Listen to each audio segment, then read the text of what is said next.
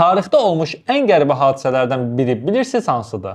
Londonda baş vermiş pivə daşqını. Bu, Boston şirə daşqınından daha əvvəl baş verib və eyni dərəcədə də qəribədir. Söhbət London pivə daşqınından gedir. 1814-cü il, oktyabr ayı. Londondakı bir pivə zavodunda 3 mərtəbəli bina hündürlüyündə nəhəng bir pivə çəni partladı. Bu, zəncirvari reaksiya yaratdı və digər çənləri də partlatdı. Nəticədə 1,5 milyon litrə yaxın isti, qıcğıran pivə divarları yıxaraq küçələrə axdı. Bu pivə dalğası 5 metr hündürlüyündə idi və kasıb bir məhəlləyə çırpıldı. Zirzəmilərdə yaşayan ailələrin evi dərhal doldu və bəzi evləri tamamilə çökdürdü. Fəlakət nəticəsində 8 nəfər həlak oldu. Əksəriyyəti boğularaq öldü.